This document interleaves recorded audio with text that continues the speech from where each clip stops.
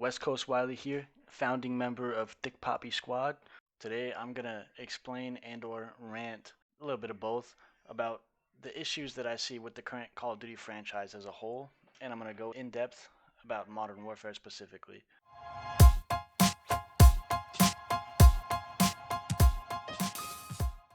Okay, guys. So firstly, trigger warning. I'm gonna break this down as objectively as I can, but some of the points I'll make are influenced by opinion. But don't worry, because my opinions are always right. Let me run that back.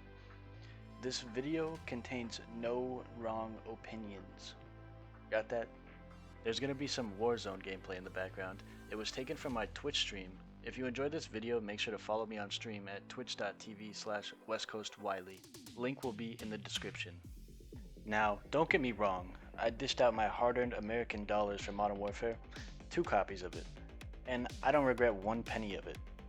I enjoy parts of Modern Warfare, and I'm definitely going to get Black Ops Cold War. I'll start off with something small, the patch notes. Why does Call of Duty repeatedly make changes to the game without telling the player base? These are referred to as stealth changes, which makes them sound a little cooler than they actually are. It's actually them making changes to the game and being too lazy to type it all into their website. Hey Activision, if you need an intern who could type using a keyboard, hit me up. Boom. Problem number 1 solved. The next thing I want to go over, and this is kind of a big one, is forced crossplay. Crossplay is amazing, but the fact that console players don't have the option to avoid PC players is absurd. If you're going to force crossplay, you need to allow players on all platforms to be running the same game. I'll expand on that in just a second.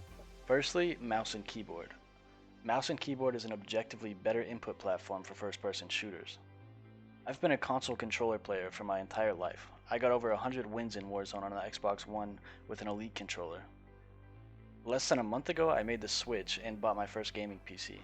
I'm still learning how to properly use mouse and keyboard, and already I'm hitting flicks and making movements that on console wouldn't be possible unless I were running damn near max sensitivity, in which case, precise aim and tracking is absurdly challenging. I understand that console players have access to mouse and keyboard as well, or at least the Xbox does, and think that if there's going to be forced crossplay, they should filter matchmaking based on input type. Controllers with controllers, mouse and key with mouse and key. If your party has a mix of controller and mouse and keyboard, there should be a mix of the two throughout the lobby as well. Next is field of view. If there's forced crossplay, players need to all be running the same game. Console players. Did you know that players on PC have the option to raise their field of view slider? I've gone into a private match and recorded some footage of this to show you just how much of a difference this makes in game. Footage will be shown above.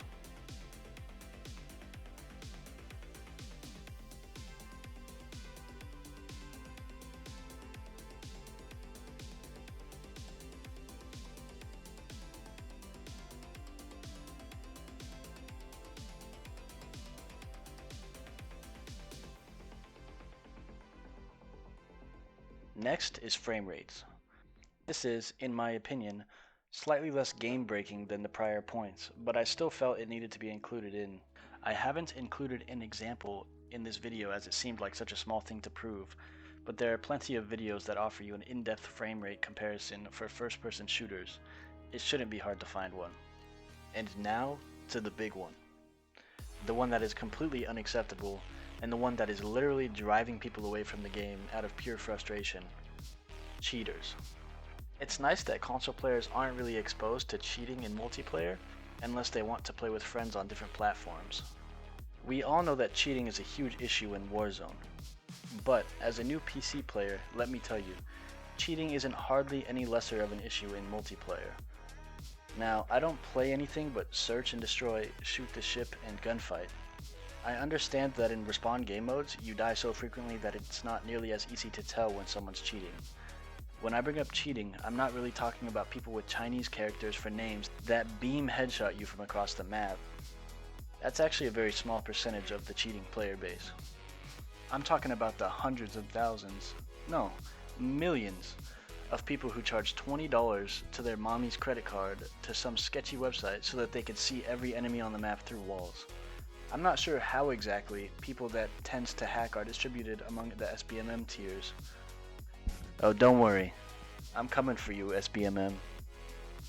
But anyways, I frequently enjoy my nights partied up with the boys, 5 or 6 stacking in Search and Destroy. And since I've switched to PC, there hasn't been a night yet where at least one of my games wasn't ruined by some failed abortion running wall hacks, punishing my team for trying to move around the map. It's absurd. To be fair, the phone number confirmation that is required was a step in the right direction, and it was nice to see Activision actually recognize that cheating was an issue. But it didn't take 2 weeks before these lowlives figured out that they could just go to Walmart, buy a burner phone, and bam, right back at it. Not that they even have to do that, because a huge number of these cheaters are level 155 running Damascus camo. It's honestly a joke. Now, I know that Activision, the small publisher they are, wouldn't even be able to think about some fancy anti-cheat system. Okay, I'll stop. But you get the point. I think that COD should at least allow Xbox players the same courtesy as PlayStation and give them the option to opt out of crossplay when playing Warzone until they get this whole cheating debacle sorted out. Alright guys, so as much as I'd like to just rant on here forever about cheating in COD, I feel like my point's been made. Next on the list is the gimmicks. Back in the day, each COD would have its theme, but its core gameplay would remain somewhat constant. It's why we loved it. Heck, even Ghost, with its indestructible maps and Snoop Dogg voice lines, tried to follow suit. Then, on November 4th, 2014, Advanced Warfare hit the shelves. Wait, jetpacks? I don't remember asking for jetpacks. Oh well, I'll just wait for another year. Wait a second. And again? Wait, this one looks promising. Class abilities? What, is this Destiny?